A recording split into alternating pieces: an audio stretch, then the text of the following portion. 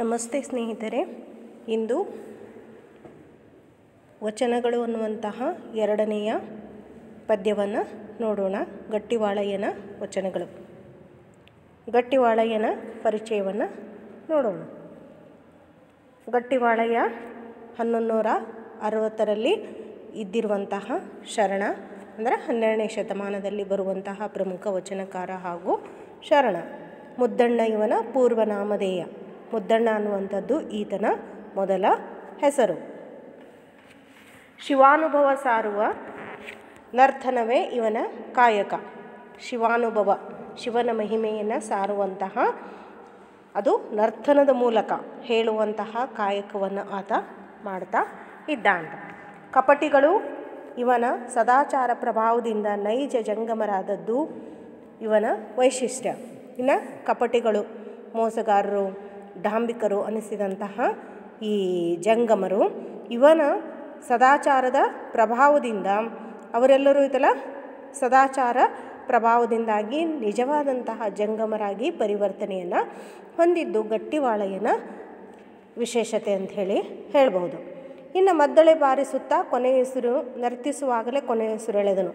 ಇನ್ನು ಮದ್ದಳೆಯನ್ನು ಬಾರಿಸುತ್ತಾ ಶಿವನ ಮುಂದೆ ನರ್ತನವನ್ನು ಮಾಡ್ತಾ ಇರುವಾಗಲೇ ಗಟ್ಟಿವಾಳಯ್ಯನವರು ತೀರಿಕೊಂಡ್ರು ಅಥವಾ ಕೊನೆ ಉಸಿರೆಳೆದರು ಅನ್ನುವಂಥದ್ದು ಗೊತ್ತಾಗುತ್ತದೆ.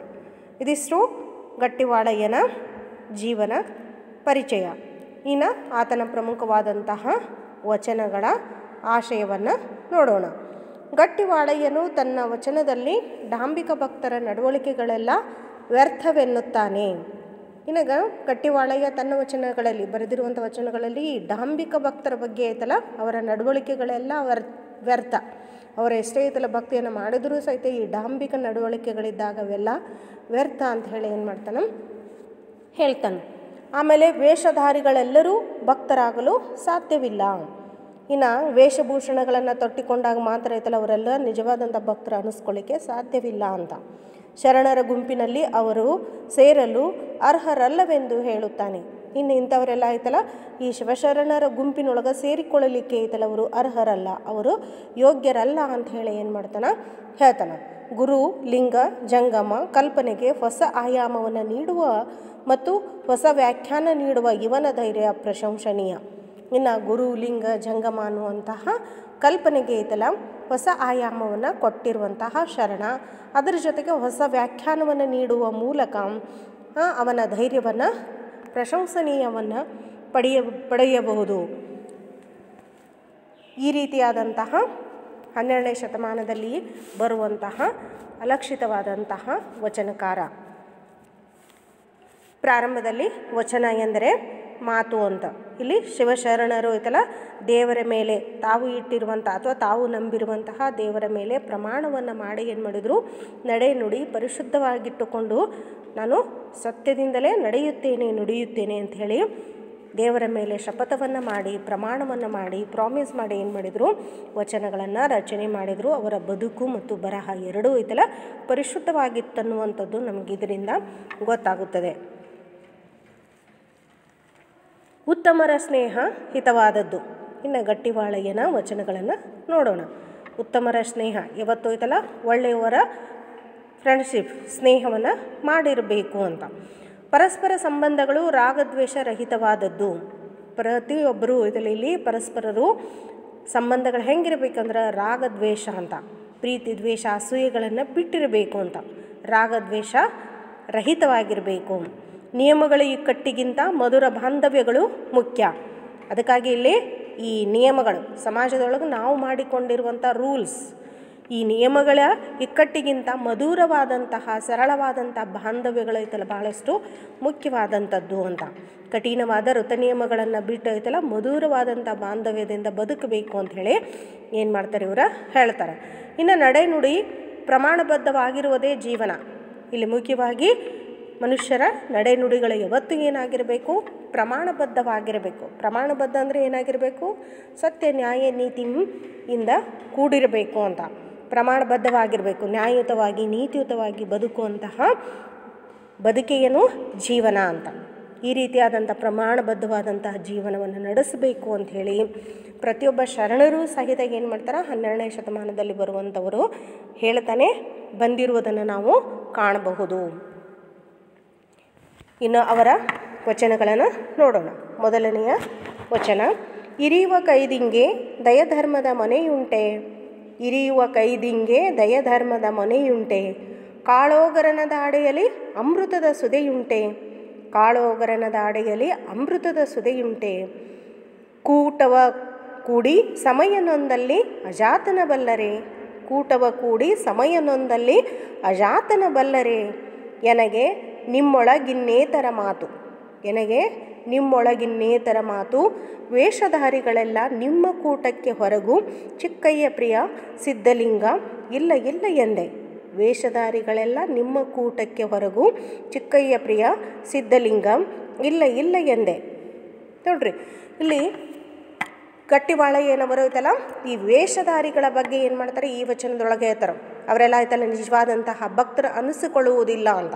ಅದಕ್ಕೆ ಬೇರೆ ಬೇರೆ ಉದಾಹರಣೆಗಳನ್ನು ಕೊಡುವುದರ ಮೂಲಕ ಈ ವೇಷಧಾರಿಗಳೆಲ್ಲ ಆಯ್ತಲ್ಲ ನಿಜವಾದಂತಹ ಭಕ್ತರು ಅನಿಸಿಕೊಳ್ಳಲಿಕ್ಕೆ ಸಾಧ್ಯ ಇಲ್ಲ ಅನ್ನುವಂಥದ್ದನ್ನು ಯಾವ ರೀತಿ ಹೇಳಿದ್ದಾರೆ ಅನ್ನುವಂಥದ್ದನ್ನು ನೋಡೋಣ. ಇನ್ನು ಇರಿಯುವ, ಇಲ್ಲಿ ಶಬ್ದದ ಅರ್ಥಗಳನ್ನು ಮತ್ತೊಂದು ಸರಿ ನೋಡ್ಕೊಳ್ಳಿ. ಇರಿಯುವ ಅಂದರೆ ಇಲ್ಲಿ ಕೊಲ್ಲುವ ಅಂತ. ಆಮೇಲೆ ಕೈದಿಂಗೆ ಅಂದ್ರೆ ಆಯುಧಗಳು ಅಂತ. ಮೊನೆ ಅಂದ್ರೆ ತುದಿ, ಕಾಳೋಗರನ ಅಂದ್ರೆ ಸರ್ಪ, ಕಾಳೋಗರ ಸರ್ಪ, ಧಾಡೆ ಅಂದ್ರೆ ಹಲ್ಲು, ಸುದೆ ಅಂದ್ರೆ ಹಾಲು ಅಮೃತ, ಕೂಟವ ಅಂದ್ರೆ ಕೂಡುವುದು, ಬೆರೆಯುವುದು ಅಂತ, ಕೂಡುವುದು. ಅಜಾತ ಅಂದರೆ ಇಲ್ಲ ಹುಟ್ಟು ಸಾವಿಲ್ಲದಂತಮ, ಯಾರವ ಶಿವ, ಹುಟ್ಟು ಸಾವು ಇಲ್ಲದಂತಮ. ವೇಷಧಾರಿಗಳಂದರೆ ಇಲ್ಲಿ ಡಂಬಾಚಾರಿಗಳು, ವೇಷಧಾರಿಗಳು ಅಂತ, ಡಾಂಬಿಕ ಭಕ್ತರು ಅಂತ. ನೋಡ್ರಿ, ಇಲ್ಲಿ ಇರಿಯುವ ಕೈದಿಂಗೆ ದಯಧರ್ಮದ ಮೊನೆಯುಂಟೆ. ಈ ಕೊಲ್ಲುವಂತಹ ಆಯುಧಗಳಿಗೆ ಐತಲ್ಲ ದಯೆ ಧರ್ಮ ಅನ್ನುವಂತಹ ಮೊನೆ ಅಥವಾ ತುದಿ ಉಂಟೆ. ದಯೆ ಧರ್ಮ ಅನ್ನುವಂಥದ್ದು ಅವುಗಳಿಗಿದೆ ಏನು? ಕೊಲ್ಲುವುದ ಅವುಗಳ ಮುಖ್ಯವಾದಂತಹ ಗುಣಧರ್ಮ. ಉದಾಹರಣೆಗೆ ಆಯುಧಗಳೆಲ್ಲವನ್ನು ನಾವು ಬಳಕೆ ಮಾಡ್ತೇವಲ್ಲ, ಈ ಕತ್ತಿ, ಚಾಕು, ಚೂರಿ ಇಂಥವೆಲ್ಲವೂ ಇವೆಲ್ಲ ಐತಲ್ಲ ಕೊಲ್ಲುವಂಥ ಆಯುಧಗಳಿಗೆ ಇಲ್ಲಿ ದಯ ಧರ್ಮ. ಆ ವ್ಯಕ್ತಿ ಐತಲ್ಲ ಬಹಳಷ್ಟು ಒಳ್ಳೆಯುವುದನ್ನು ನಾನು ಕೊಲ್ಲುವುದು ಬೇಡ ಅಂತ ಹೇಳೋದು ಬಿಟ್ಟು ಕಾಸು ದೂರ ಸರಿತೈತೇನು? ಇಲ್ಲ, ಆ ಆಯುಧಗಳ ಗುಣಧರ್ಮ ಏನೋ, ಕೊಲ್ಲುವುದೇ ಅದರ ಗುಣಧರ್ಮ. ಹೀಗಾಗಿ ಇಲ್ಲಿ ಇರಿಯುವಂತಹ ಕೈದಿಂಗೆ ಆಯುಧಗಳಿಗೆ ದಯಧರ್ಮದ ಮೊನೆ ಅನ್ನುವಂಥದ್ದು ಇರುವುದಿಲ್ಲ. ಅಂತಹ ಒಂದು ದಯಧರ್ಮ ಅನ್ನುವಂತಹ ಕರುಣೆ ಅನ್ನುವಂಥದ್ದು ಅವುಗಳಿಗೆ ಬರುವುದಿಲ್ಲ ಅಂತ. ಯಾಕಂದ್ರೆ ಅವು ನಿರ್ಜೀವವಾದಂತಹ ವಸ್ತುಗಳು. ಆಮೇಲೆ ಅದೇ ರೀತಿಯಾಗಿ ಕೆಟ್ಟ ವ್ಯಕ್ತಿಗಳೆಲ್ಲ ಏನು ಮಾಡ್ತಾರೆ, ಅಂಥವುಗಳನ್ನು ಬಳಕೆ ಮಾಡ್ತಾರಂತ. ಅವರಿಗೆ ಐತಲ್ಲ ದಯೆ ಧರ್ಮ ಅನ್ನುವಂಥದ್ದು ಬರುವುದಿಲ್ಲ ಅಂತ. ಕಾಳೋಗರನ ದಾಡೆಯಲ್ಲಿ ಅಮೃತದ ಸುದೆಯುಂಟೆ. ಇನ್ನು ಕಾಳೋಗರ ಅಂದ್ರೆ ಸರ್ಪ. ಈ ಕಾಳೋಗರ ಅಂದ್ರೆ ಕಾಳಿಂಗ ಸರ್ಪ ಅಥವಾ ಸರ್ಪಗಳು, ಹಾವು. ಅದರ ಒಂದು ದಾಡೆಯಲ್ಲಿ, ಅದರ ಹಲ್ಲಿನಲ್ಲಿ ಐತಲ್ಲ ಅಮೃತದ ಸುದೆಯುಂಟೆ. ಅದರ ಹಲ್ಲಿನೊಳಗೆ ಐತಲ್ಲ ವಿಷವಾದಂಥದ್ದು ಮಾತ್ರ ಹೊರಗೆ ಬರ್ತೈತೆ ಹೊರತು ಅದರಲ್ಲಿ ಅಮೃತ ಅಥವಾ ಹಾಲು ಬರಲಿ, ಅಂತಹ ಅಮೃತದ ಸುದೆ ಬರಲಿಕ್ಕೆ ಸಾಧ್ಯ ಐತೇನು? ಹಾಲು ಬರಲಿಕ್ಕೆ ಸಾಧ್ಯ ಐತೇನು? ಅದು ಕಚ್ಚಿದಾಗೈತಲ್ಲ ಮನುಷ್ಯರನ್ನು ಕೊಲ್ಲುವುದೇ ಅದರದ್ದೇನು ಗುಣಧರ್ಮ, ಸಾಯಿಸುವುದೇ ಅದರದ್ದು. ಅಂತಹ ವಿಷಕಾರಿಯಾದಂತಹ ವಿಷವನ್ನು ಅದೇನು ಮಾಡ್ತೈತಿ, ಬಿಡ್ತಿರ್ತದೆ. ಹೀಗೆ ಅದರ ದಾಡೆಯಲ್ಲಿ ಅಮೃತದ ಸುದೆ ಅಂದ್ರೆ ಹಾಲು ಬರಲಿಕ್ಕೆ ಐತಲ್ಲ ಸಾಧ್ಯವಿಲ್ಲ ಅಂತ. ಇನ್ನು ಕೂಟವ ಕೂಡಿ ಸಮಯನೊಂದಲ್ಲಿ ಅಜಾತನ ಬಲ್ಲರೆ. ಈ ಯೌವನದೊಳಗೈತಲ್ಲ ಕೂಟವ ಕೂಡಿ ಅಂತ ಬೆರೆಯುವುದು, ಕೆಟ್ಟ ಜನರ ಜೊತೆ ಐತಲ್ಲ ಬೆರೆತು ಕಾಸ ಸಮಯವನ್ನು ಹಾಳು ಮಾಡಿದ ನಂತರ ಸಮಯನೊಂದಲ್ಲಿ ಸಮಯ ಕಳೆದು ಹೋಯಿತು ಅಂಥೇಳಿ ಆಮೇಲೆ ನೊಂದುಕೊಂಡ್ರೆ ಅಜಾತನ ಬಲ್ಲರೆ.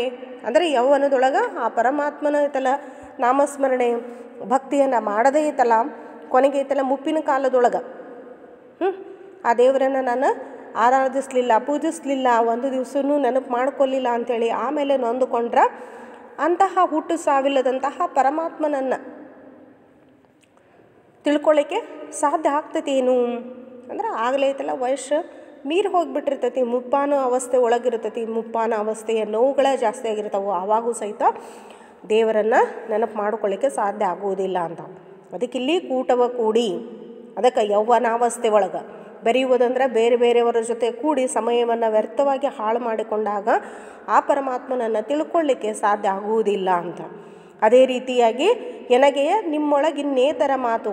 ಅದಕ್ಕೆ ಇಲ್ಲಿ ಗಟ್ಟಿವಾಳೆಯ ಶರಣ ಹೇಳ್ತಾಳೆ, ನನಗೆ ನಿಮ್ಮ ಜೊತೆ ಐತಲ್ಲ ಇನ್ನೇನು ಮಾತು, ಇಂತಹ ಕೆಟ್ಟ ಜನರ ಜೊತೆ. ಇಲ್ಲಿ ಇರಿಯುವ ಕೈದಿಂಗೆ ದಯಧರ್ಮದ ಮೊನೆಯುಂಟೆ, ಕಾಳೋಗರನದ ಅಡೆಯಲ್ಲಿ ಅಮೃತದ ಸುದೆಯುಂಟೆ, ಕೂಟವ ಕೂಡಿ ಸಮಯನೊಂದಲ್ಲಿ ಅಜಾತನ ಬಲ್ಲರೆ ನೀ ಎನಗೆ ನಿಮ್ಮೊಳಗಿನ್ನೇತರ ಮಾತು. ಇಂತಹ ಕೆಟ್ಟ ಜನರ ಜೊತೆಗೆ ಐತಲ್ಲ ಇನ್ನೇನು ಮಾತನಾಡುವುದು, ಇಂಥವರ ಜೊತೆಗೆ ಏನು ಬೆರೆಯುವುದು ಅಂತ. ಇಂಥವರೆಲ್ಲ ಏನಿವರು ವೇಷಧಾರಿಗಳೆಲ್ಲ ನಿಮ್ಮ ಕೂಟಕ್ಕೆ ಹೊರಗು. ಇವರೆಲ್ಲ ಐತಲ್ಲ ನಿಜವಾದಂತಹ ಭಕ್ತರಲ್ಲ.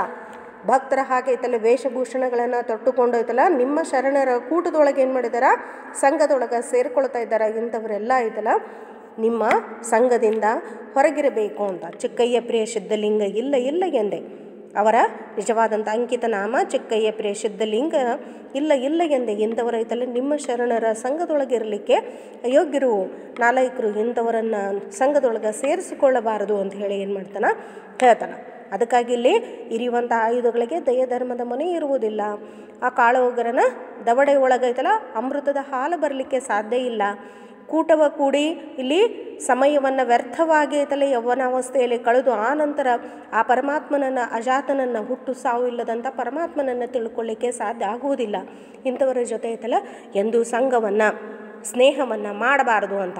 ಇಂತಹ ವೇಷಧಾರಿಗಳೆಲ್ಲ, ಇಂತಹ ಕಪಟ ವೇಷಧಾರಿಗಳೆಲ್ಲ ಏನು ನಿಮ್ಮ ಕೂಟಕ್ಕೆ, ನಿಮ್ಮ ಶರಣರ ಸತ್ಸಂಗದಲ್ಲಿ ಇರಲಿಕ್ಕೆ ಅವರೆಲ್ಲರೂ ಐತಲ್ಲ ಅಯೋಗ್ಯರು ಅಂತ.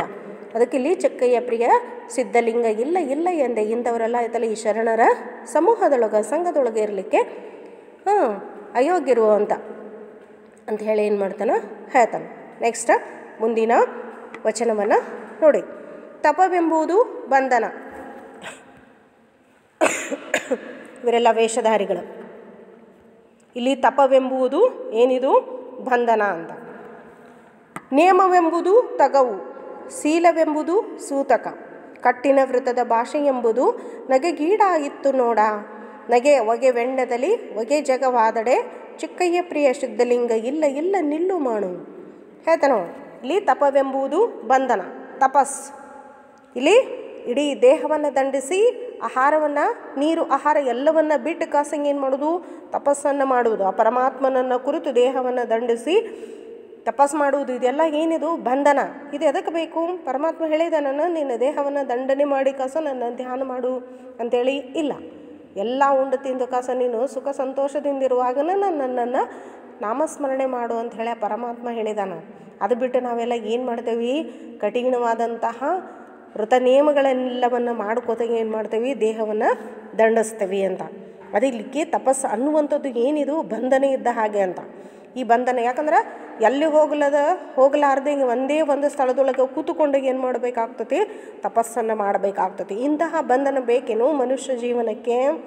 ಪರಮಾತ್ಮ ಹೇಳಿದ ನಾನು ಇಲ್ಲ. ಅದಕ್ಕಿಲ್ಲಿ ತಪಸ್ಸನ್ನುವಂಥದ್ದು ಬಂಧನ ಇದ್ದ ಹಾಗೆ ಅಂತ. ನೇಮವೆಂಬುದು ತಗಹು. ಈ ನಿಯಮಗಳ ಸಮಾಜದೊಳಗಿರುವಂತಹ ನಿಯಮಗಳು ಏನಿದಾವಲ್ಲ ಇವೆಲ್ಲವೂ ತಗಹು ಅಂತ. ತಗಹು ಅಂದ್ರೆ ಕಟ್ಟುಪಾಡುಗಳು.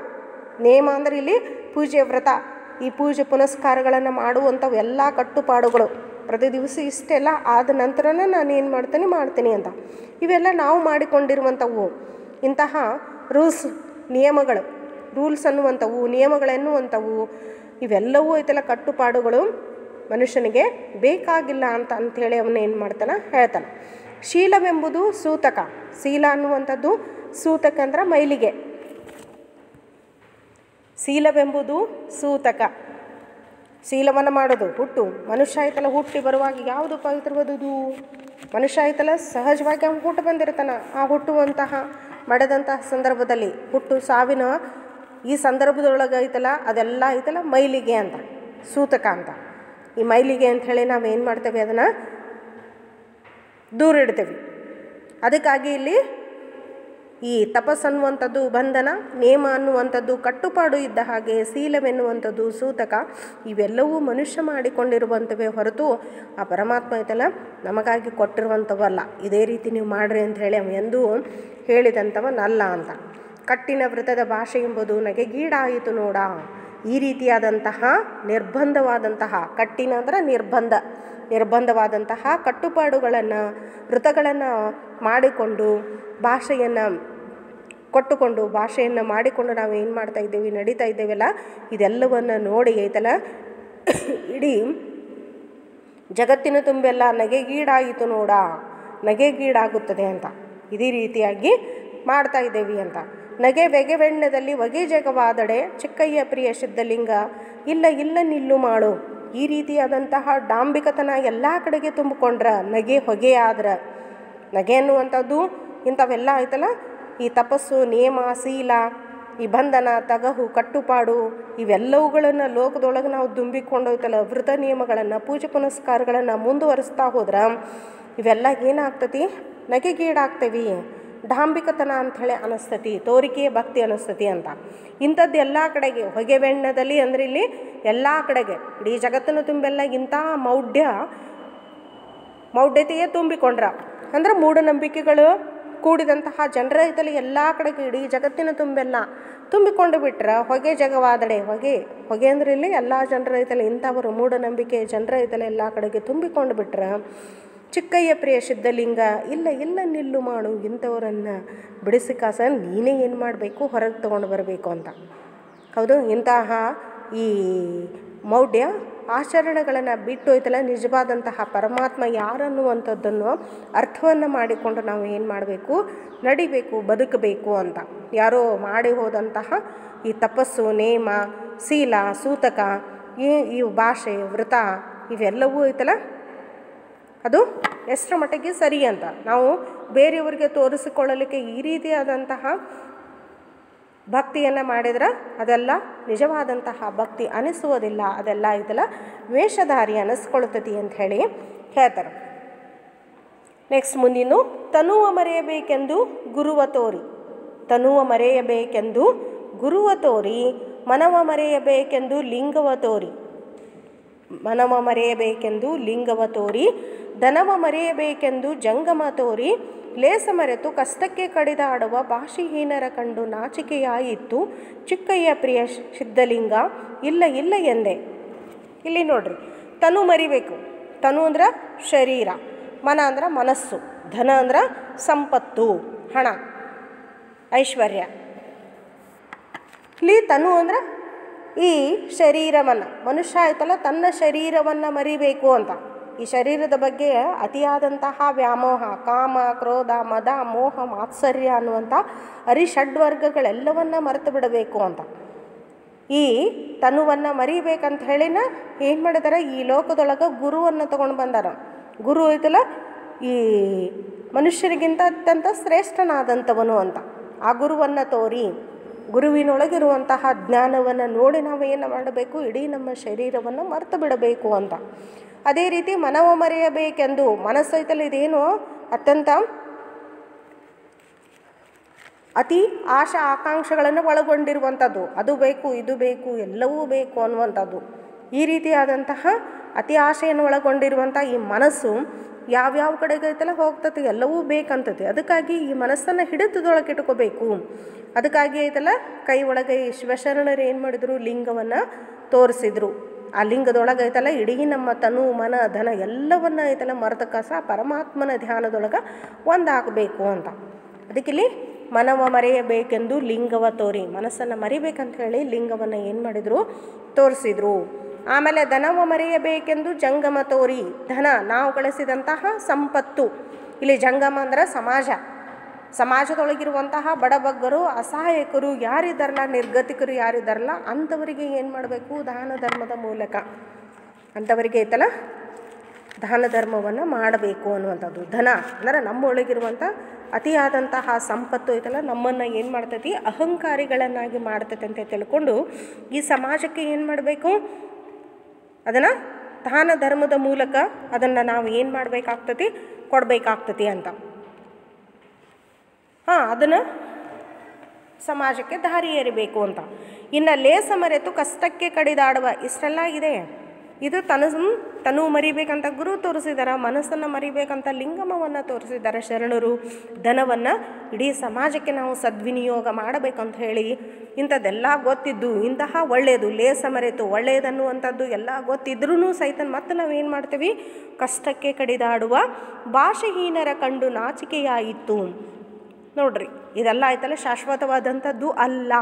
ಯಾಕಂದರೆ ನಾವು ಇರುತನ ಆಯ್ತಲ್ಲ ಅದು ನಮ್ಮ ಜೊತೆ ಇರ್ತೈತಿ, ಆಮೇಲೆ ಸತ್ತಿಂದ ಅದು ಯಾರ್ದೋ ಪರ್ರ ಪಾಲಾಗ್ತೈತೆ ಅನ್ನುವಂಥದ್ದು ಗೊತ್ತಿದ್ದೂ ಸಹಿತ ಇಷ್ಟೆಲ್ಲ ಒಳ್ಳೇದೈತೆ ಅಂಥೇಳಿ ಗೊತ್ತಿದ್ದು ನಾವು ಏನು ಮಾಡ್ತೀವಿ, ಮರಿತೀವಿ. ಮತ್ತು ಈತಲ್ಲ ಅಂತಹ ಕಷ್ಟಕ್ಕೆ ನಾವು ಏನು ಮಾಡ್ತೀವಿ, ಒಳಗಾಗ್ತೀವಿ, ಕಡದಾಡ್ತೀವಿ ಅಂತ. ಇಂತಹ ಭಾಷೆಹೀನರ, ಇಂತಹ ವಚನಭ್ರಷ್ಟರ ಅಥವಾ ಮಾತಿಗೆ ತಪ್ಪಿದಂಥವರನ್ನು ಕಂಡು ಏನಾಗ್ತೈತಿ, ನಾಚಿಕೆಯಾಯಿತು. ಈ ರೀತಿಯಾದಂತಹ ದಾನ ಧರ್ಮಗಳನ್ನು ಮಾಡದೇ ಐತಲ್ಲ, ಸಮಾಜಕ್ಕೆ ಐತಲ್ಲ ಉದಾರಿ ಆಗದೇ ಐತಲ್ಲ, ಕರುಣೆಯನ್ನು ತೋರದೇ ಇರುವಂತಹ ಜನರನ್ನು ಕಂಡು, ಇಂತಹ ವಚನಭ್ರಷ್ಟರನ್ನು ಕಂಡು ನನಗೇನಾಗ್ತೈತಿ, ನಾಚಿಕೆ ಆಗುತ್ತದೆ ಅಂತ ಹೇಳಿ ಏನು ಮಾಡ್ತಾರೆ ಇಲ್ಲಿ ಗಟ್ಟಿವಾಳಯ್ಯನವರು ಹೇಳ್ತಾರೆ. ಚಿಕ್ಕಯ್ಯ ಪ್ರಿಯ ಸಿದ್ಧಲಿಂಗ ಇಲ್ಲ ಇಲ್ಲ ಎಂದೆ, ಇಂಥದ್ದು ಐತಲ್ಲ ಇದ್ದೂ ಸಹಿತ ಏನೂ ಉಪಯೋಗವಿಲ್ಲ. ನಾವು ಎಷ್ಟು ಗಳಿಸಿಟ್ರೂ ಸಹಿತ ಅದು ಏನಾಗ್ತದೆ, ಪರರ ಪಾಲಾಗ್ತದೆ. ಅದಕ್ಕಾಗಿ ಮನುಷ್ಯ ಬದುಕಿದಂತಹ ಸಂದರ್ಭದೊಳಗೆ ದಾನ ಧರ್ಮಗಳನ್ನು ಮಾಡಿ ಏನಾಗಬೇಕು, ಮನುಷ್ಯತ್ವವನ್ನು ಮರೆಯಬೇಕು, ಮೆರಿಬೇಕು ಅನ್ನುವಂಥದ್ದನ್ನು ಅವ್ರು ಏನು ಮಾಡ್ತಾರೆ, ಹೇಳ್ತಾರೆ. ಈ ರೀತಿಯಾಗಿ 12ನೇ ಶತಮಾನದಲ್ಲಿ ಬರುವಂತಹ ಗಟ್ಟಿವಾಳಯ್ಯ ಅಲಕ್ಷ್ಯಕ್ಕೆ ಒಳಗಾದಂತಹ ಶರಣರು ಇಲ್ಲಿ ಡಾಂಬಿಕರ ಈ ಭಕ್ತರ ನಡವಳಿಕೆಗಳೆಲ್ಲ ಏನಾಗ್ತದೆ, ವ್ಯರ್ಥ, ಆವೇಶಧಾರಿಗಳೆಲ್ಲ ಆಯ್ತಲ್ಲ ಭಕ್ತರ ಅನ್ನಿಸ್ಕೊಳ್ಳಿಕ್ಕೆ ಸಾಧ್ಯ ಇಲ್ಲ. ಅದಕ್ಕಾಗಿ ಇಲ್ಲಿ ಜಂಗಮ ಕಲ್ಪನೆಗೆ ಹೊಸ ಏನು ಮಾಡಿದ್ರು, ಅವರ ಆಯಾಮವನ್ನು ಕೊಟ್ಟರು, ಹೊಸ ವ್ಯಾಖ್ಯಾನವನ್ನು ಬರೆದ್ರು ಅನ್ನುವಂಥದ್ದು. ಈ ರೀತಿಯಾಗಿ ಧೈರ್ಯದಿಂದ ಹೇಳಿದ್ದನ್ನು ನಾವು ಏನು ಮಾಡ್ಬೋದು, ಗಮನಿಸಬಹುದು. ಪ್ರಿಯ ವಿದ್ಯಾರ್ಥಿಗಳೇ, ಇಲ್ಲಿ ಮುಂದೆ ಬರುವಂತಹ ಸಂದರ್ಭ 1 ವಾಕ್ಯದಲ್ಲಿ ಉತ್ತರಿಸಿ ಮತ್ತು 2 ವಾಕ್ಯದಲ್ಲಿ ಉತ್ತರಿಸಿ 5, 6 ವಾಕ್ಯ ಇವೆಲ್ಲ ಪ್ರಶ್ನೋತ್ತರಗಳನ್ನು ನೀವೇನು ಮಾಡಿರಿ, ಬರೆದಿಡ್ರಿ. ಆಮೇಲೆ 1 ಮಾರ್ಕ್ಸಿಂದ ಹಿಂದಿನ ವಚನಗಳನ್ನು ಹೇಳಬೇಕಾದಾಗ ಹೇಗೆ ಬರಿಬೇಕನ್ನುವಂಥದ್ದನ್ನು ಹೇಳಿದ್ದೀನಿ. ಅದೇ ರೀತಿಯಾಗಿ ಮುಂದಿನ ಒಂದು ಆನ್ಲೈನ್ ತರಗತಿ ಒಳಗೆ ಏನು ಮಾಡ್ತೇನೆ, ಅದರದ್ದು ಯಾವ ರೀತಿ ಕ್ವಶನ್ ಆನ್ಸರ್ ಬರೀಬೇಕನ್ನುವಂಥದ್ದನ್ನು ಹಾಕ್ತೇನೆ. ಅದನ್ನು ನೋಡಿಕೊಂಡು ಮುಂದಿಂದೆಲ್ಲ ಕೇವಲ ನಾವು ಒಂದು ಮಾತ್ರ ಐತಲ್ಲ ಯಾವ ರೀತಿ ಬರಿಬೇಕನ್ನುವಂಥದ್ದನ್ನು ಮಾಡೆಲ್ ಕೊಡ್ತೀನಿ. ಮುಂದಿನ ಎಲ್ಲ ಪ್ರಶ್ನೋತ್ತರಗಳನ್ನು ನೀವು ಬರೆದು ರೈಡ್ ಇಟ್ಕೊಂಡು ಅಭ್ಯಾಸ ಮಾಡ್ಕೋತಾ ಇರ್ರಿ ಅಂತ. Thank you students.